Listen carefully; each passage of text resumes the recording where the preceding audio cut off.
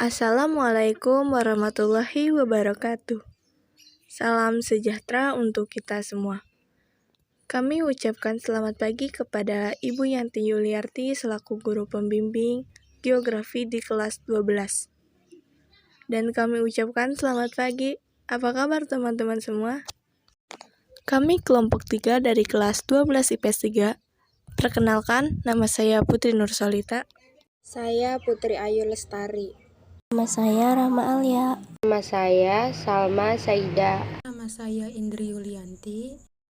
Dan pada kesempatan kali ini kami akan presentasi hasil kerja kelompok kami, yaitu dengan berjudul Struktur Keuangan serta Perkembangan Desa dan Kota.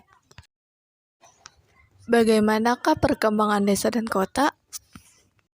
Simak penjelasan berikut. Desa sebagai suatu hasil perpaduan antara kegiatan sekelompok manusia dengan lingkungan.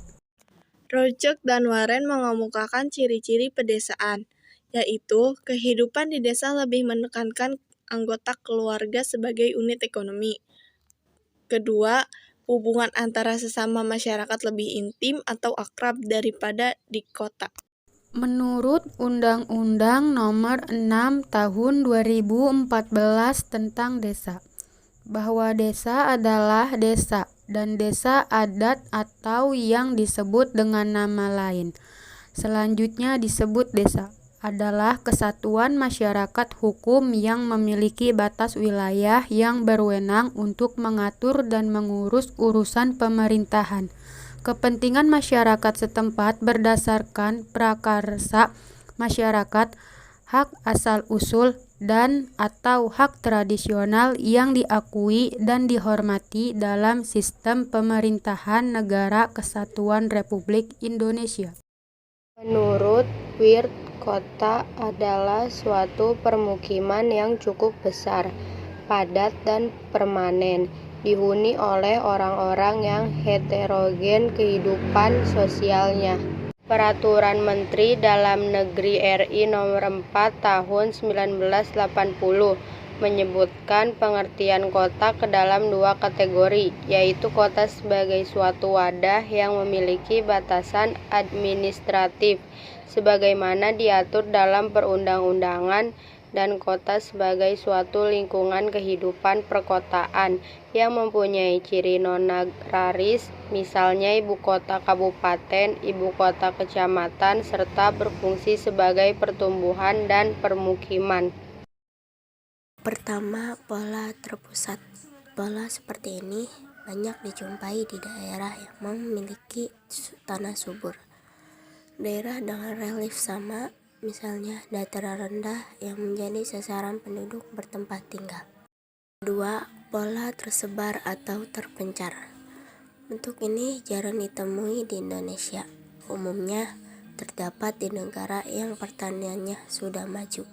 Ketiga, pola memanjang atau linear. Bentuk permukiman seperti ini dapat dijumpai di dataran rendah.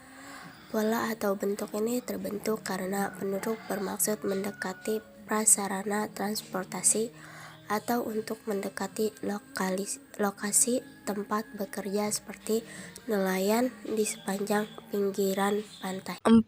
Pola mengelilingi pusat fasilitas tertentu. Bentuk permukiman seperti ini umumnya dapat ditemukan di daerah dataran rendah yang di dalamnya terdapat fasilitas-fasilitas umum yang dimanfaatkan penduduk setempat untuk memenuhi kebutuhan sehari, misalnya mata air, waduk, fasilitas lainnya.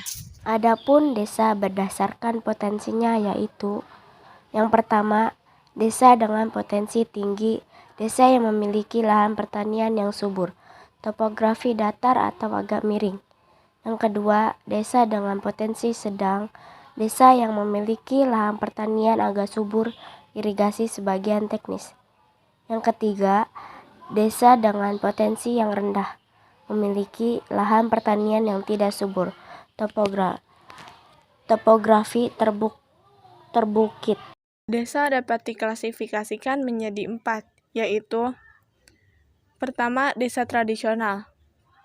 Pradesa, yaitu tipe desa pada masyarakat terasing yang seluruh kehidupannya tergantung pada alam sekitarnya. 2.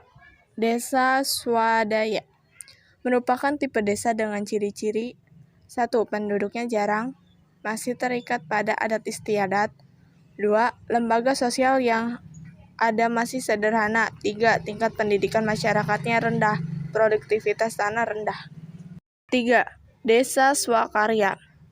Ciri-ciri yaitu 1. Adat istiadat mengalami perubahan, pengaruh dari luar mulai masuk sehingga masyarakatnya mengalami perubahan cara berpikir. Kedua, mata pencaharian mengalami diverifikasi. Keempat, desa swasembada. Ciri-ciri yaitu sebagai berikut. Pertama, ikatan adat istiadat yang berikatan dengan kegiatan ekonomi sudah tidak berpengaruh terhadap masyarakat.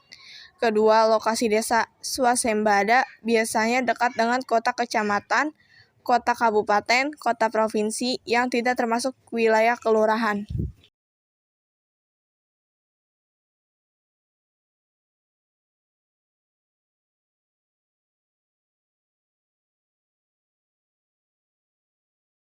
Dan terakhir ada teori struktur kota yang terdiri dari teori konsentris dikemukakan oleh Ernest W. Burgess. Menurut Burgess, di kota Chicago terdapat 5 buah lingkaran yang konsentris.